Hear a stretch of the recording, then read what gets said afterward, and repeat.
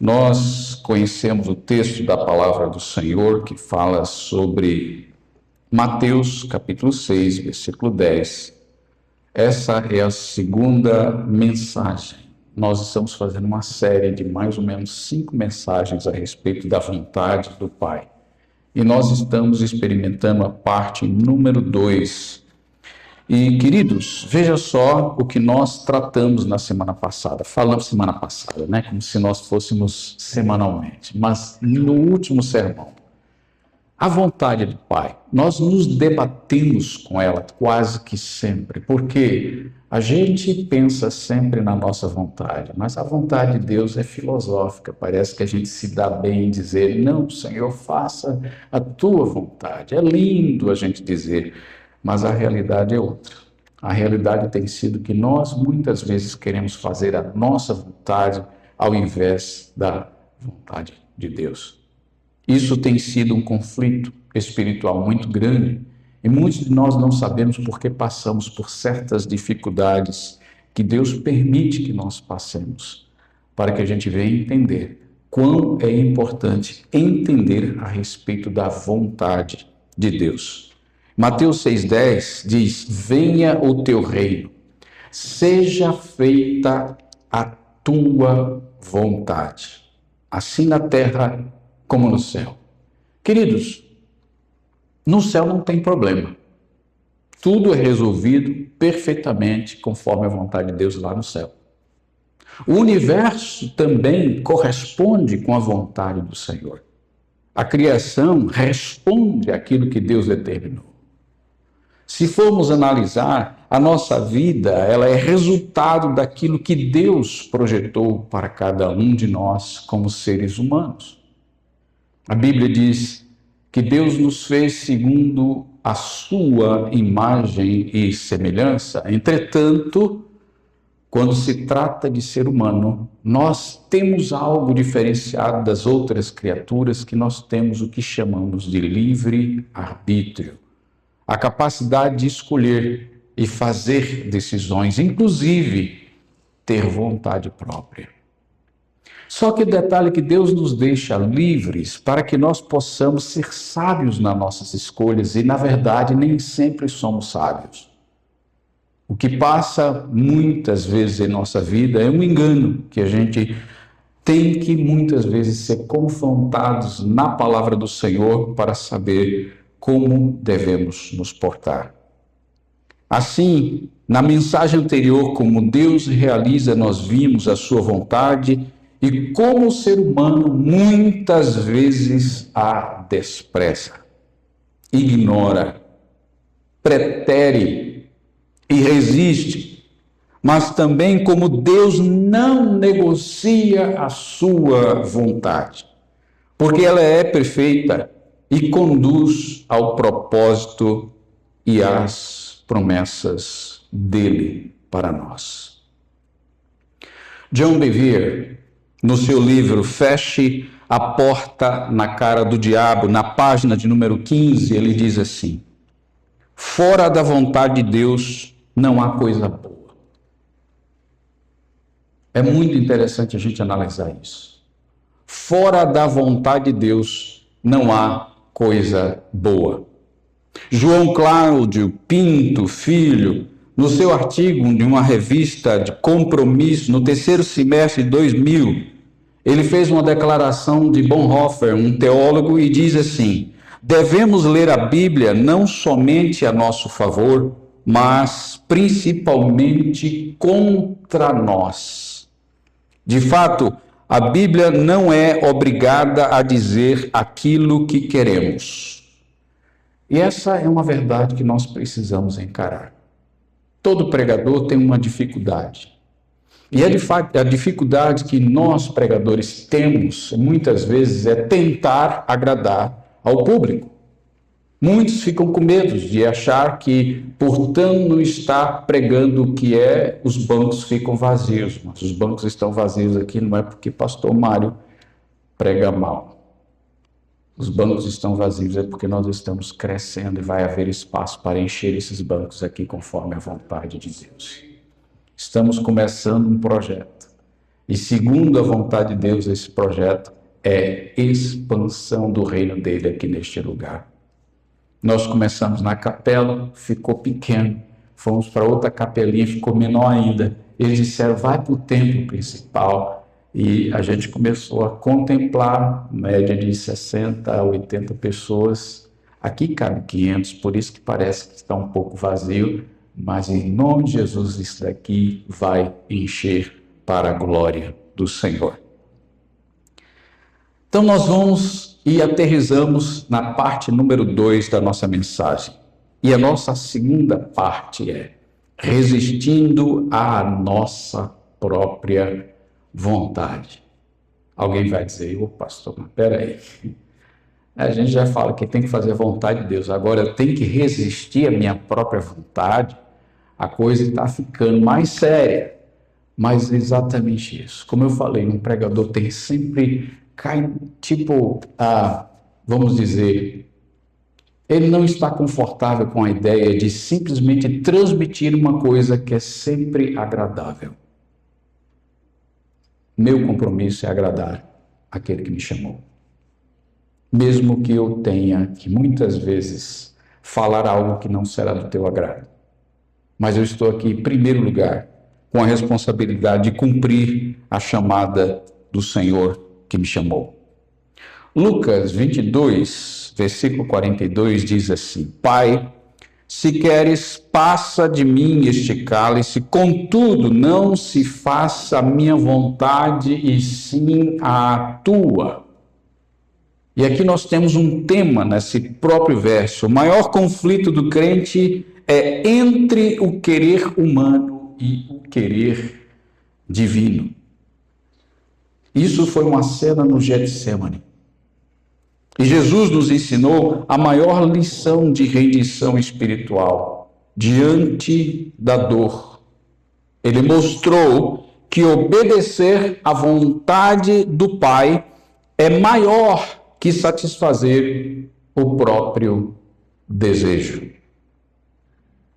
É difícil para a gente tentar mensurar a dor que Jesus sentiu quando ele estava no Getsemane, contemplando que ele haveria de entregar-se a si próprio por uma causa grandiosa.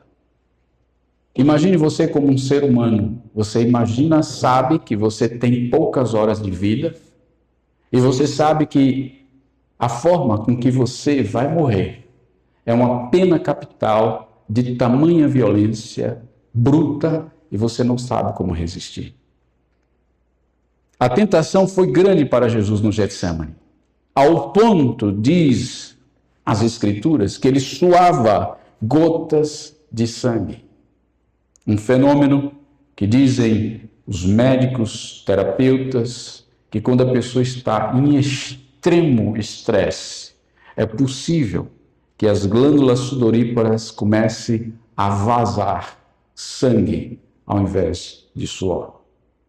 Isso provoca uma dor excruciante também, porque a ferida já está aberta e o sal torna mais doloroso ainda. Queridos, o Senhor Jesus estava ali.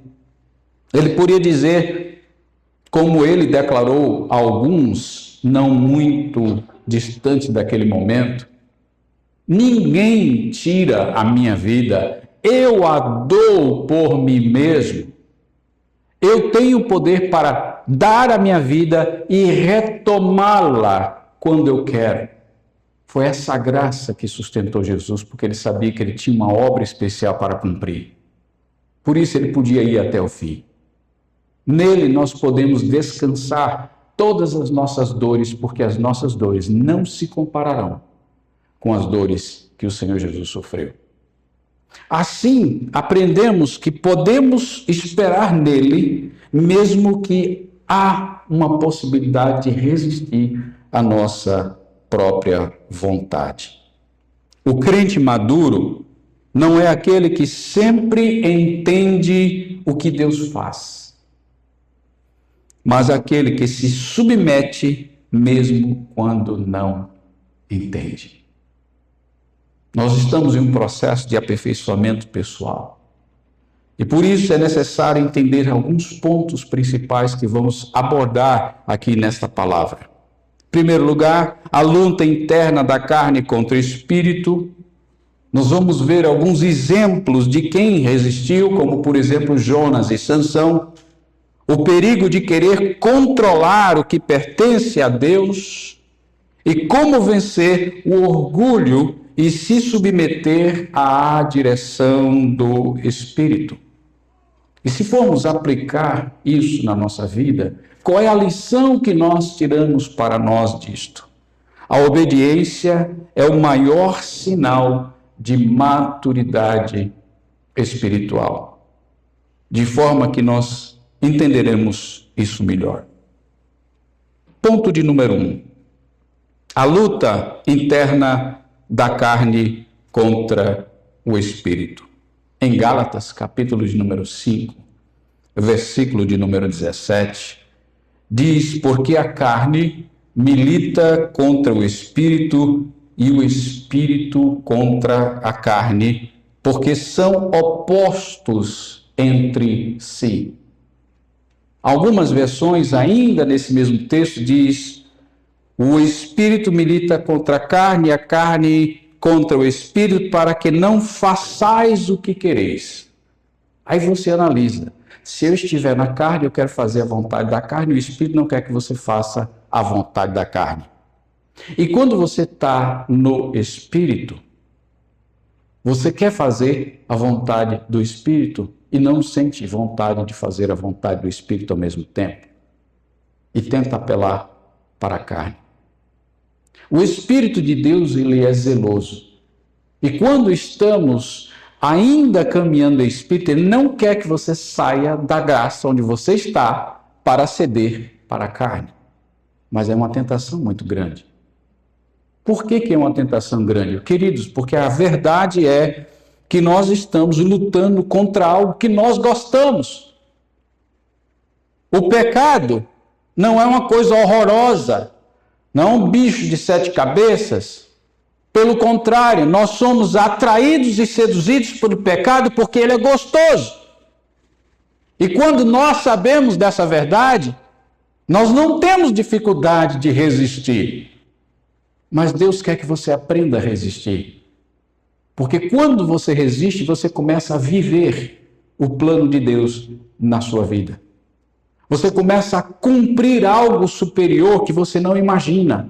É uma ponte que te leva para a eternidade, fazendo com que você possa cumprir o desejo do Senhor. Mas o diabo sabe. Ele sabe muito bem porque ele esteve nos céus e de lá foi expulso. E ele sabe quão bom é estar na presença do Pai e descansar na presença dele. Agora a verdade é que ele sabe que ele foi condenado e que ele vai descer ao lago de fogo preparado para o diabo e seus anjos, e tantos se associam com ele. Ele não quer sozinho. Ele quer te levar. Diga misericórdia. Quem vai com o diabo? Algum candidato? Diga: eu não vou. Eu não entrego. Mas qual é a verdade quando as portas estão fechadas? Qual é a verdade quando ninguém está olhando pelos teus ombros? Qual é a verdade quando os outros não conseguem ver o que você faz? Qual é a verdade quando só tem um que sabe todas as coisas e entende como você está? A gente mascara para algumas pessoas por uma questão ética, por uma questão social. Sorrimos. Muitas vezes o desejo é chorar. Nós abraçamos, mas a vontade é de bater. Esperneamos quando queremos, na verdade, o que queremos. E quando não é dado, esperneamos mais ainda. É uma luta. Infelizmente, é uma luta. E olha só, a carne ela quer conforto, enquanto o espírito quer propósito. A carne busca o agora. O espírito visa bem longe, mais adiante, mais distante, porque o espírito quer que você alcance a eternidade. Quando cedemos à carne, resistimos à vontade de Deus. E viver pela fé é aprender a dizer não para si mesmo e sim para Deus. É complicado. Não é uma coisa simples. Parece que isso vira apenas um discurso de púlpito, uma palavra de encorajamento, mas quando a gente vive o dia a dia e quando passamos as complicações, aí a gente sabe da verdade. Olha só, profetas de Deus resistiram à própria vontade de Deus. Pessoas que Deus comissionou para serem juízes, para cumprir um papel, resistiram à vontade de Deus. E que nós podemos aprender com estes? Vamos ver, por exemplo, com Jonas. Eu tenho aqui Jonas para trazer para você um pouquinho dessa palavra. Jonas capítulo 1, versículo 3 diz assim, Jonas, olha só, vamos começar do versículo 3, de 1 até o 3. A palavra do Senhor veio a Jonas, filho de Amitai, dizendo, levanta-se, vá à grande cidade de Nínive e pregue contra ela, porque a sua maldade subiu até a minha presença. Você imagina quem é que está falando com Jonas aqui? Quem é que está falando com Jonas?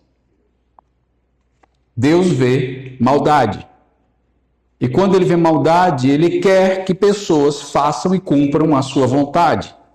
E ele escolhe alguém que está próximo, que tenha uma certa maturidade, que é sensível à voz do Senhor e que é capaz de dizer sim para Deus, como disse alguns outros profetas. Eis-me aqui, Senhor, envia-me a mim. Mas tem pessoas que querem se esconder. E olha só o que Jonas respondeu. Ele não respondeu. A resposta dele foi contrária. Foi uma ação contrária. Jonas se levantou, mas para fugir da presença do Senhor. Foi para Tarsis, desceu a Jope e encontrou um navio que ia para Tarsis. Pagou a passagem e embarcou no navio para ir com eles para Tarsis, para longe da presença do Senhor. Nós sabemos essa história. Ele foi parar na barriga de um grande peixe, mas antes de parar na barriga de um grande peixe, ele se achou descansando com uma tempestade, estava assolando os marinheiros que estavam no barco. Queridos, eu e você podemos... Quem já viajou de navio aqui? Você já viu a tranquilidade das pessoas que trabalham a bordo? Tudo tranquilo. Aí talvez você, marinheiro, não, passageiro de primeira viagem, você entra no barco, aí o barco começa, está maravilhoso, não sente nada. Mas daqui a pouco pega o alto mar e daqui a pouco ele começa a balançar e você já fica azul, roxo, naquele negócio embrulhando assim, você não sabe onde é que vai dar aquilo ali. E daqui a pouco você começa a passar mal. O detalhe é que o barco começa a açoitar para lá e para cá e você diz, não vai prestar. E aí ele vira de um lado e aquela onda, quando você olha, parece que a onda vai engolir o barco inteiro. E você está ali, Jesus, você está ali pedindo misericórdia a Deus, pedindo, confessando tudo quanto é pecado naquele instante. Mas esse não foi Jonas. Jonas, se tivesse visto isso, era capaz de ter pedido perdão. Deixa eu falar a verdade. Você já viu um marinheiro com medo de mar? Pois a Bíblia nos ensina que esses marinheiros ficaram com medo. Opa, se marinheiro, a tripulação, experiente de viajar, consegue ficar com medo do próprio mar, ele faz o quê? Tem alguma coisa errada. O mar está bravo por alguma razão. Existe um propósito nisso daqui. Isso não é normal. Deus deve estar irado. E cada um começou a consultar os seus deuses para saber qual era o problema. E Jonas dormia no porão do barco. Tem muita gente que quer fazer a vontade de Deus, diz que quer fazer a vontade de Deus e vai para distante do Senhor. E quando o problema está resolvendo, ele está dormindo. O pau quebrando lá em cima e ele dormindo no porão. De repente, o capitão do navio vem e vê aquela figura lá dormindo. Ei, rapaz, não se dá aí que a gente está aqui para naufragar? Consulta o teu Deus aí para saber. E eles resolveram fazer uma sorte. E a sorte caiu em Jonas. E aí ele veio, peraí, eu imagino que essa sorte deveria ser alguma coisa mais ou menos assim. Eles pegam o nome, coloca dentro de uma água, uma garrafa, e pega e faz assim, ó. Bateu em mim, tá vendo? O culpado quem é?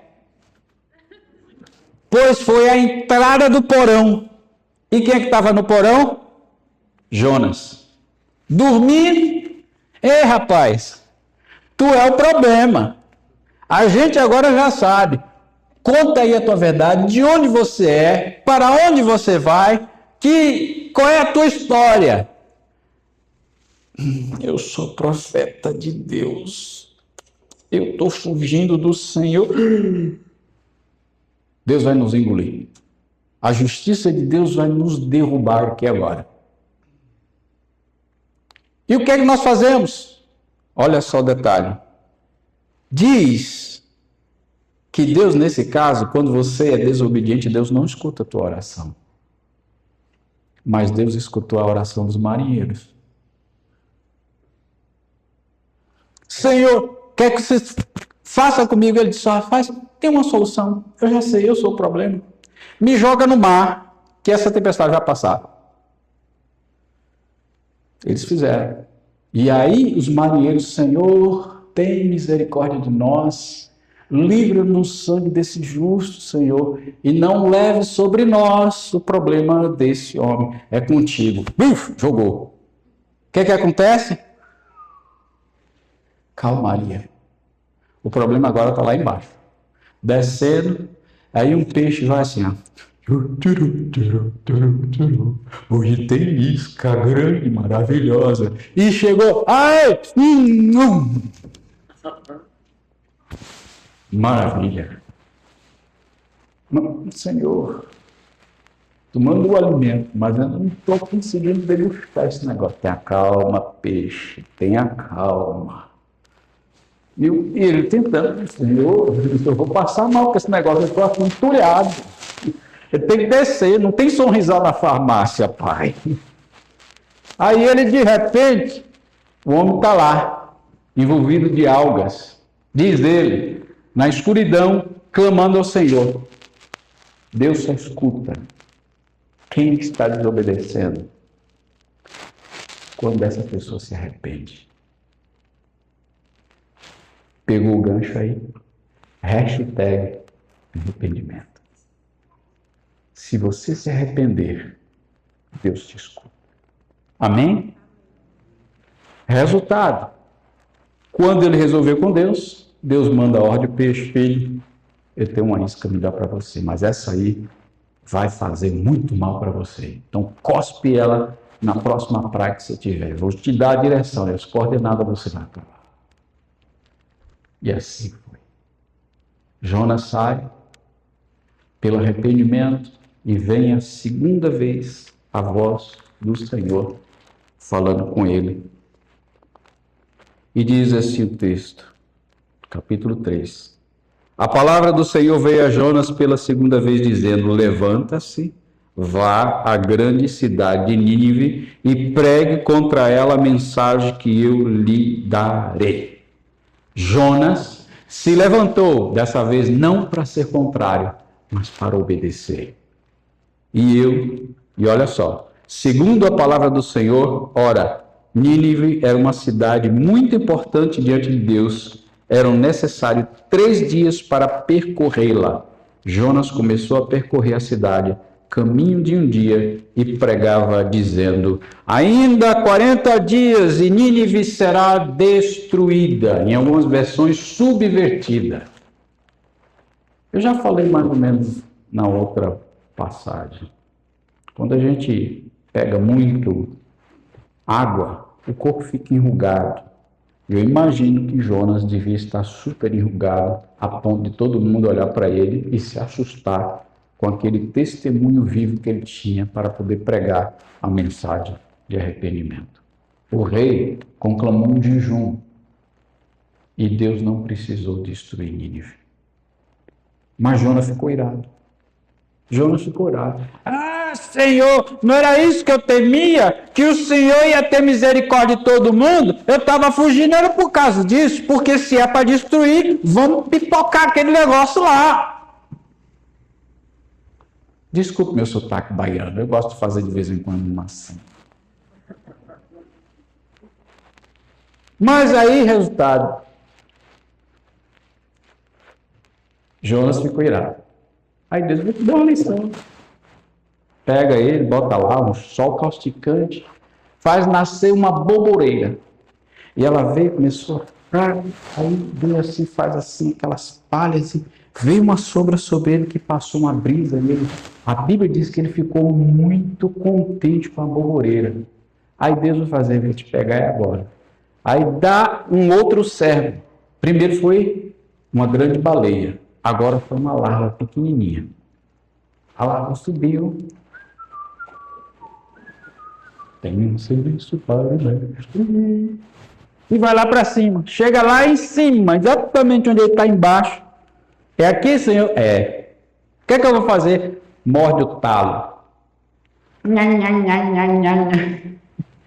Resultado. A boboreira solta a abóbora e puf, cai na cabeça dele. E agora? Agora o que, rapaz? Isso é Deus conversando com Jonas. Melhor que eu morra. Mas, rapaz, tu é murmurador, tu não presta, rapaz. Eu devia ter deixado você lá na barriga do peixe mesmo. Qual é o caso? Aí, eu não posso nem descansar um pouquinho nessa coisa assim. Eu estou aqui para assistir o pipoco que o senhor vai fazer lá na terra. Não vai ter pipoco não, gente. Como que não vai ter? Diga, rapaz, eu tive misericórdia de você. Tive misericórdia da boboreira para poder ela cumprir o seu papel. Como é que eu não vou ter misericórdia de uma grande nação que agora está se arrependendo e chega diante de mim? Diga glória a Deus. Porque Deus, Ele está à procura de pessoas que queiram fazer a vontade dEle. Mas tem outro detalhe, não ficou em Jonas. Vamos ver Juízes, capítulo 16, versículo de número 20. Um outro justo foi levantado, e esse era super-herói daquela época, né?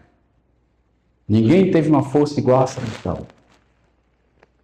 Sansão, desde criança, foi consagrado a Deus, e ele, por força própria, conseguiu subjugar os inimigos da nação de Israel, que eram os filisteus.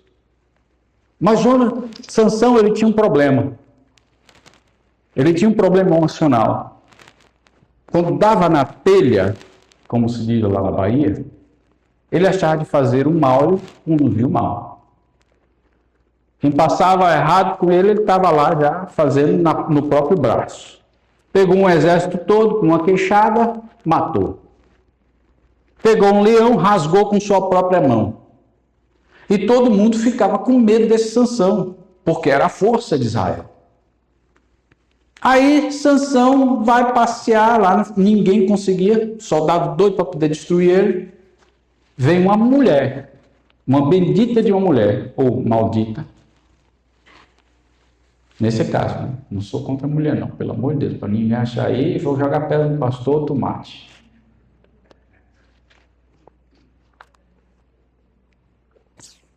E acontece dele cair, apaixonado por Dalila. Dalila, essa aí foi começar a se tornar uma espiã dos filisteus. Os filisteus vieram para ela e disseram assim: vou te dar 1.100 moedas de prata para você descobrir qual é a força desse camarada, até que ele venha desistir e a gente consiga dominar ele. Aí ela, engraçado, a Bíblia dá uns detalhes, né? Que os soldados ficavam escondidos no quarto dela. Será que essa mulher era confiável? Eu não sei. Dinheiro. E ela ficava cantando camarada: você não me ama. Porque se você me amasse, você me contava o teu segredo. Que segredo? Aí passa por 4 provas. Quais são as provas? A primeira, ele diz assim: olha, você está querendo me dominar? Ele achou que era um jogo de amor. Alguma coisa assim meio masoquista. Que ela tentava fazer alguma coisa para conquistar ele. Aí ele, esperto, querendo jogar o jogo, disse assim para ela: já sei, tá bom, você quer pegar, eu tô forte, né? Tá, ok. Me amarra. Amarrar você use uma boa amarradura daquelas cordas de arco. E ela tem que estar molhada. Ela foi dormir. E chega lá: Sansão, os filisteus vêm aí para você. Ele levantou e cortou. E ela diz: você está zombando com minha cara, você disse que me ama nunca. Como é que você faz um negócio desse? É a segunda vez. Não, na verdade é o seguinte: tem que ser cordas novas. Segunda prova. Vai deitar. Amarra com cordas novas. Sansão, viu os filisteus? E ele chega, levanta, quebrou como se fosse nada. Terceira prova. Já sei o que eu vou fazer. Olha, se você amarrar 7 tranças do meu cabelo, você vai conseguir me subjugar, minha força vai sair. Veja só que começou longe e agora está mais perto da verdade. O que é que as emoções fazem com uma pessoa que não sabe como usar suas próprias emoções? Quando não sabe fazer boas decisões. Alguém te coloca no bolso, alguém te engana, alguém te seduz e você se permite que todo o teu segredo, toda a tua força seja revelada, mas ele ainda não deu. Foi lá, amarrou as tranças cuidadosamente. Quando chegou no outro dia: Sansão, vem os filisteus. Bum, de novo, a mesma coisa. Te tirou, pegou o pino e devolveu lá.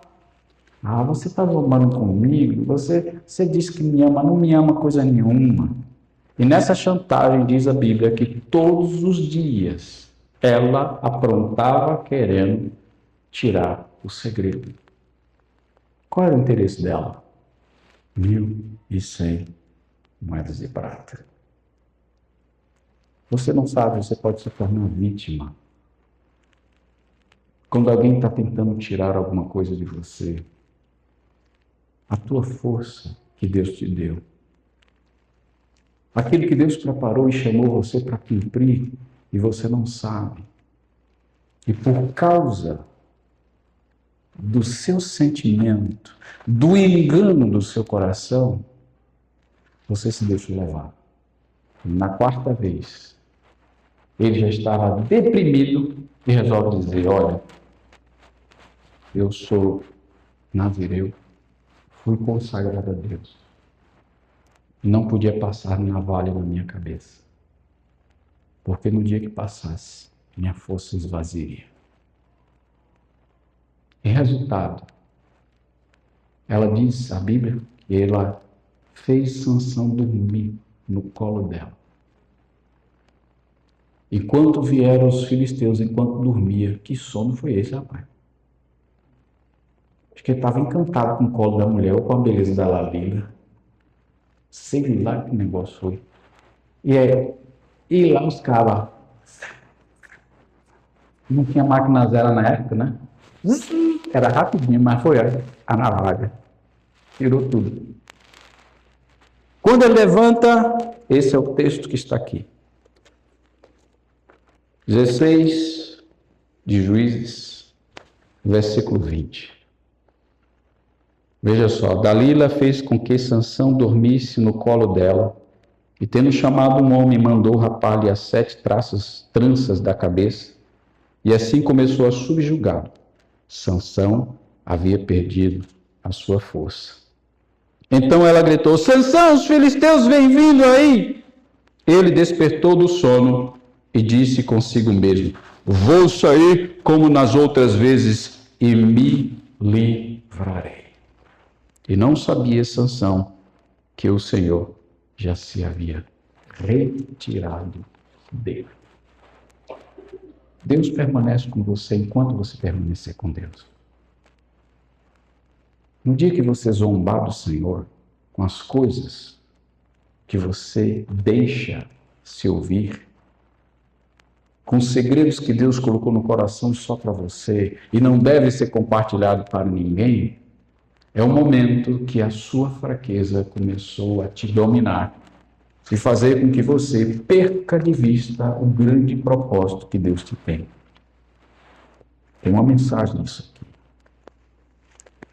Jonas fugiu da presença do Senhor e Sansão não sabia que o Espírito do Senhor o havia deixado. Nesses exemplos bíblicos, de quem resistiu? Jonas e Sansão. Jonas resistiu porque não quis perdoar.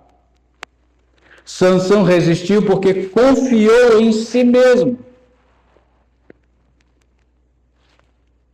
Ambos aprenderam que fora da vontade de Deus não há segurança e nem sucesso. Deus não abençoa a rebeldia, mas restaura coração arrependido. Ponto de número 3. O perigo de querer controlar o que pertence a Deus.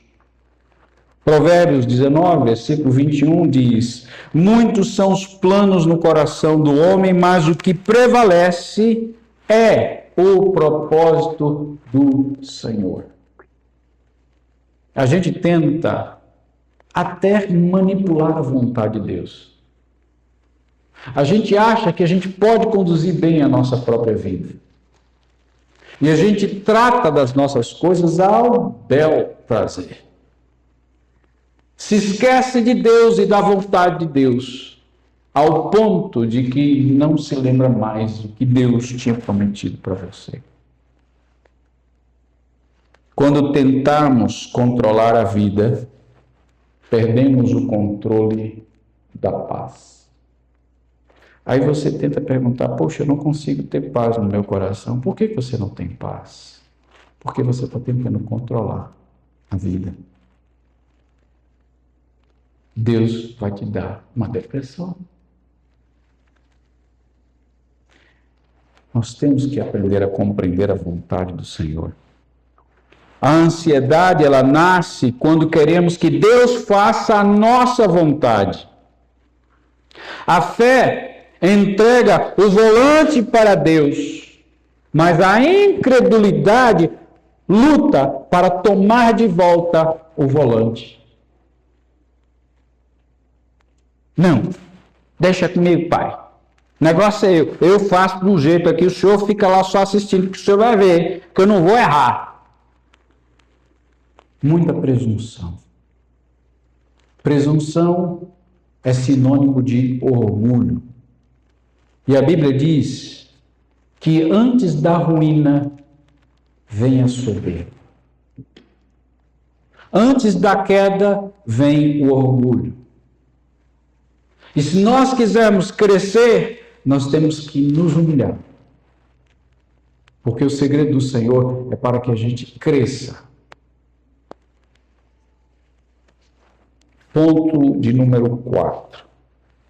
Vença o orgulho, submetendo-se à direção do Espírito. Vou voltar aqui ao texto de Jonas, porque Jonas está do lado de Obadias e você precisa ver o que é que está escrito em Obadias, o único capítulo que tem, e no versículo 3 diz assim: o orgulho do seu coração o enganou.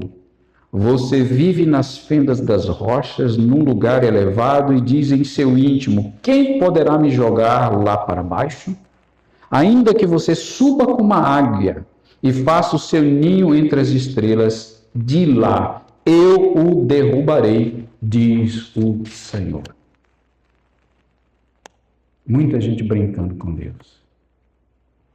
Muita gente deixando-se levar pelo seu próprio desejo, pela sua própria vontade, ouvindo os seus sentimentos. O que bateu no seu coração você quer fazer segundo o que te apraz. Enquanto Deus vai sendo preterido, a vontade dele vai sendo deixada de lado e resistida. E Deus espera que você coopere com ele. Tiago 4:7 diz: sujeitem-se a Deus, mas resistam ao diabo, e ele fugirá de vocês. Queridos, o que aprendemos com isso é que a submissão é o caminho da autoridade espiritual. É quando você se submete que Deus te dá força para você produzir em si graça sobre graça para superar. O orgulho diz: eu posso sozinho, mas a fé diz: sem ti nada posso fazer. O Espírito Santo só guia quem decide obedecer. E aí podemos ver Romanos capítulo 8, versículo 14. Pois todos os que são guiados pelo Espírito de Deus são filhos de Deus.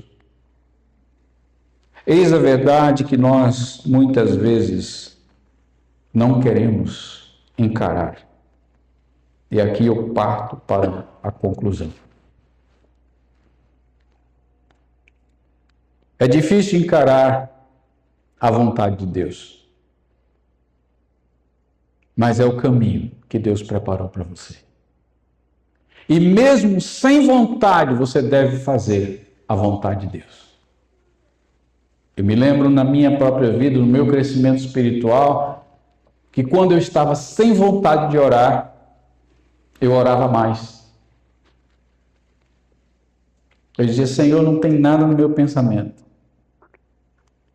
No momento eu quero orar, Pai. Mas a verdade do meu coração é que eu não quero orar.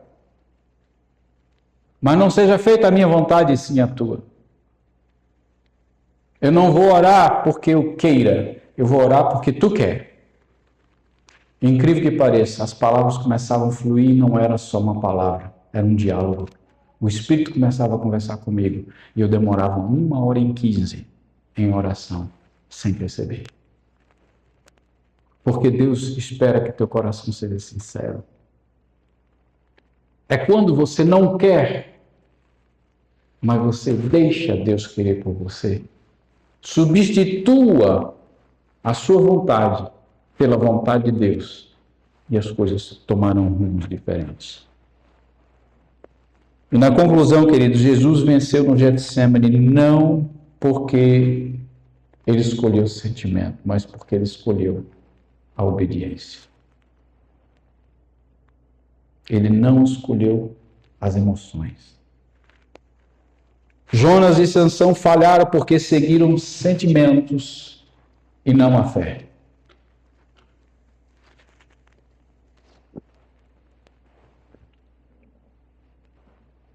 E para finalizar, queridos, a obediência é o maior sinal de maturidade espiritual.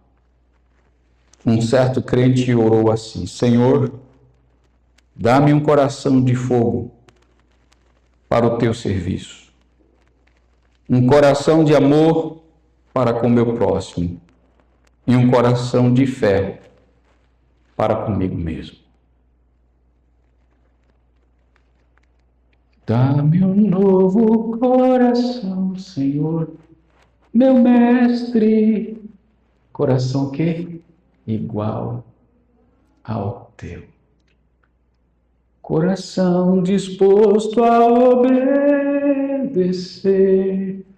seguir todo o teu querer. Dá-me um novo coração, Senhor.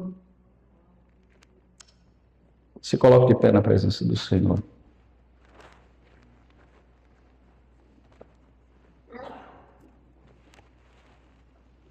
Bendizemos o teu nome, Pai, porque é difícil, meu Pai,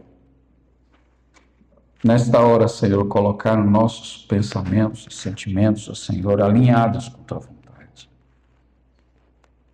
Nossos pensamentos correm a mil precipitadamente. Está certo isso? Está dentro da palavra. Senhor, nós estamos vivendo uma batalha espiritual. E que a cada dia, Senhor, nós somos confrontados pela nossa própria vontade. Porque o nosso desejo, muitas vezes, Senhor, é cair e ficar caído.